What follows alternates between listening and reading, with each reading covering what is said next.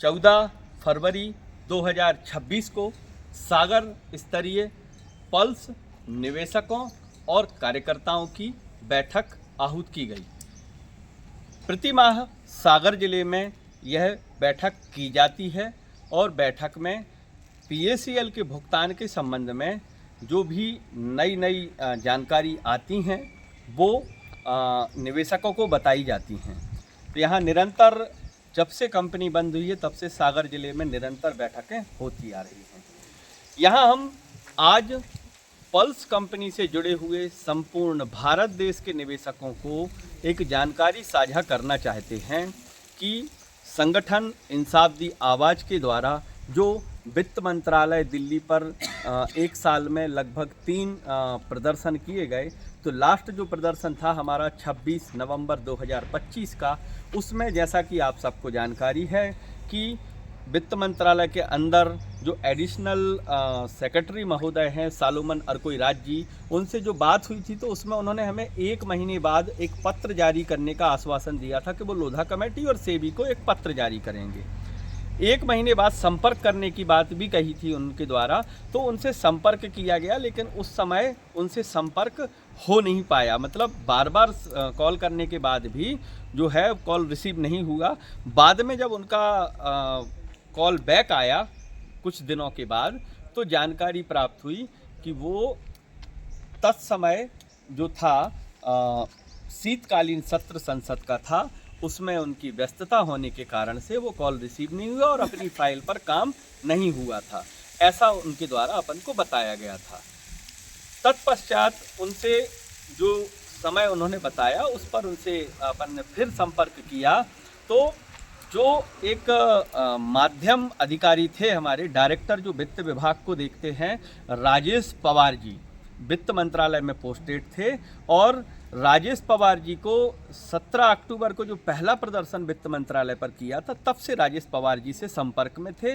राजेश पवार जी 17 अक्टूबर को, उसके बाद फिर 17 अक्टूबर 2024, फिर 3 फरवरी 2025 और उसके बाद 26 नवंबर 2025 को राजेश पवार जी ही मिले। इसके अलावा जो वित्त मंत्रालय की तरफ से मुंबई में सेबी लोधा कमेटी से मीटिंग ऑर्गेनाइज कराई गई थी, उस मीटिंग में भी वित्त मंत्रालय के प्रतिनिधि के रूप में राजेश पवार जी ही हम लोगों के साथ इंसाफ दी आवाज़ संगठन के प्रतिनिधि मंडल के साथ वहां मीटिंग के लिए पहुंचे थे। चूँकि लंबे समय से राजेश पवार जी पीएसीएल के विषय को वित्त मंत्रालय में देख रहे थे, उनसे संपर्क किया गया, तो अभी रिसेंट में ही पता चला लगभग 20 दिन पहले कि उनका ट्रांसफ़र वित्त मंत्रालय से हो गया है। राजेश पवार जी से यह पूछे जाने पर कि अब आपके स्थान पर आपकी पोस्ट पर कौन आ गया है, उनका किसी और विभाग में ट्रांसफ़र हो गया केंद्र सरकार के, तो उनसे पूछा गया तो उनके द्वारा हमें एक नंबर दिया गया। वहाँ वित्त मंत्रालय के एक अधिकारी जिनकी डेजिग्नेशन IES है और उनका नाम यश लड्ढा जी है। यश लड्ढा जी का नंबर मिलने पर यश लड्ढा जी से बात की गई। उनके द्वारा हमें यह जानकारी दी गई कि अभी जो है वित्त मंत्रालय में केंद्रीय बजट जो पेश होना है उसकी ड्राफ्ट कमेटी का काम चल रहा है और तत्पश्चात लोकसभा है। लोकसभा के बाद हम आपको आपकी फाइल पर काम चल रहा है। तो यहाँ निवेशकों को हम ये बताना चाहेंगे कि अधिकारी का ट्रांसफ़र जरूर हो गया राजेश पवार जी का। यश लड्ढा जी आए, लेकिन उन्होंने यश लड्ढा जी जो नए अधिकारी आए उन्होंने हमारे प्रकरण से अनभिज्ञता नहीं बताई। उन्होंने ये कहा कि पीएसीएल निवेशकों की फाइल पर जैसी आप लोगों से चर्चा हुई थी उस क्रम में काम चल रहा है और आपकी फाइल जैसे ही लोकसभा ये जो बजट सत्र चल रहा है, लोकसभा के बजट सत्र के बाद आप हमसे संपर्क कीजिएगा। आपको दिल्ली वित्त मंत्रालय जो है क्लियरेंस दिया जाएगा, तो आपका 3 से 4 लोगों का प्रतिनिधिमंडल लेकर आप वित्त मंत्रालय आइए। जो आपने पूर्व में हमें पॉइंट्स लिखवाए थे हमारे अधिकारियों को, उन पॉइंट्स पर आपको क्या क्या निराकरण हुए हैं वो हम आपको बताने में सफल हो पाएंगे, ये उन्होंने बताया। तो साथियों, इंसाफ दी आवाज़ संगठन जो है वो वित्त मंत्रालय के अधिकारियों से पीएसीएल भुगतान के संबंध में लगातार संपर्क में है और इंसाफ दी आवाज़ संगठन जो है, जैसा कि हमने पिछली उसमें भी बताया था कि इंसाफ दी आवाज़ संगठन किसी भी प्रकार से सदस्यता शुल्क, चंदा आदि एकत्रित नहीं करता है। तो देश के समस्त PACL से जुड़े निवेशकों और कार्यकर्ताओं को ये बताना चाहेंगे अभी, क्योंकि हमें कुछ और भी जानकारियाँ प्राप्त हुई हमारे पास उत्तर प्रदेश, राजस्थान, बिहार, यहाँ से जो कॉल आए तो लोगों के अंदर कुछ लोगों ने कुछ भ्रांतियाँ पैदा कर दी हैं, उनकी मानसिकता में कुछ भ्रांतियाँ डाल दी। तो यहाँ हम स्पष्ट करना चाहेंगे कि PACL निवेशकों का जो भुगतान आ रहा है, जो 30,000 तक का भुगतान है, वो सेबी के पोर्टल वर्ष 2019 पर जिन्होंने अपना क्लेम किया हुआ है, उस क्लेम के एवज में पैसा आ रहा।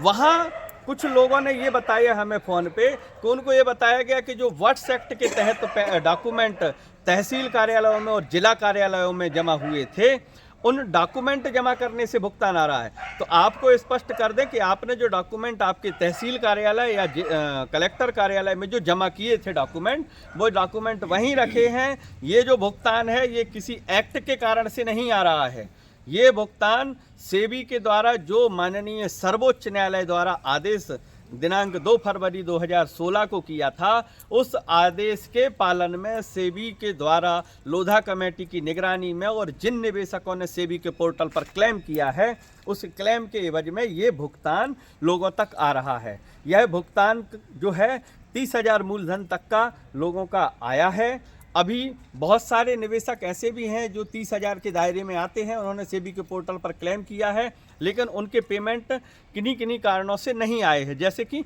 एक प्लॉट अलॉटमेंट एक बड़ी समस्या है। प्लॉट अलॉटमेंट जो है सेबी के पोर्टल पर दिख रहा है, तो उसके संबंध में भी इंसाफ दी आवाज़ ने, जैसा कि हमने 29 नवंबर को जो एक वीडियो जारी किया था, उसमें बहुत सारे पॉइंट्स 12-13 पॉइंट्स नोट कराए थे। तो वो 12-13 पॉइंट्स पर डिस्कशन वित्त मंत्रालय में होना है, जिसमें प्लॉट अलॉटमेंट और नवीन क्लेम पोर्टल खोले जाने की भी मांग करी गई है।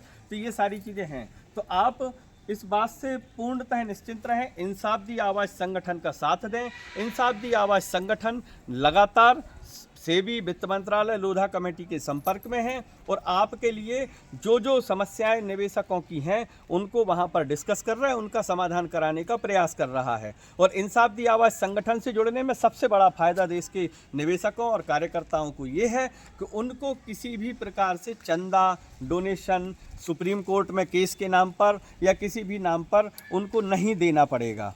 तो दूसरे जो कुछ लोग हैं वो इस जो आड़ है निवेशकों की लड़ाई की आड़ में आपको झांसा देकर, एक ही संगठन हमने देखा है कि कई प्रकार से आपसे पैसा इकट्ठा कर रहा, प्रति निवेशक आपसे डॉक्यूमेंट भी इकट्ठा कर रहा प्रति निवेशक, इसके अलावा आपको सुप्रीम कोर्ट। एक संगठन ऑल इन्वेस्टर सेफ्टी ऑर्गेनाइजेशन है, उसका अभी हमने एक ग्रुप में, झारखंड के एक ग्रुप में मैसेज देखा, उसमें हमने पढ़ा कि AISO संगठन ये कह रहा है कि निवेशकों की जानकारी जो है, निवेशकों के दस्तावेज AISO संगठन एकत्रित कर रहा है। जिनने AISO संगठन की सदस्यता नहीं ली है वो जल्द से जल्द सदस्यता ले लें और दस्तावेजों को संगठन के पास जमा करें।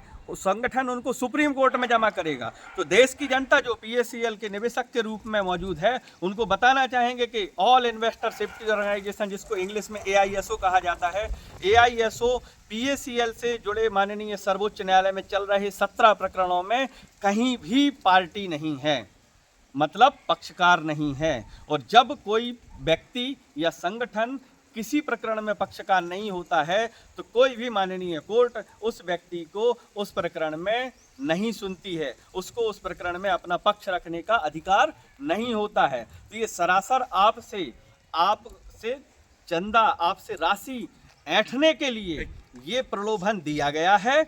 और ये प्रलोभन सिर्फ इसीलिए है कि संगठन जो है वो चंदा इकट्ठा कर सके, इसलिए उनके भी झांसे में ना आए। और अगर आपको AISO संगठन का कोई मैसेज ऐसा मिलता है, जैसा कि हमने आपको पढ़ के बताया, तो आप उनसे बोलिए कि माननीय सर्वोच्च न्यायालय का तत्संबंध में कि आपसे ऑल इन्वेस्टर सेफ्टी ऑर्गेनाइजेशन से PACL निवेशकों के दस्तावेज मांगे गए हैं और आपको जमा करना है, ऐसा कोई आदेश सर्वोच्च न्यायालय का PACL के प्रकरण में अगर हो तो वो आप हमें पहले आदेश की कॉपी व्हाट्सएप पर कीजिए। जैसे आप व्हाट्सएप पर मैसेज सर्कुलेट कर रहे हैं, ऐसे वो आदेश की कॉपी आप व्हाट्सएप पर सर्कुलेट करें।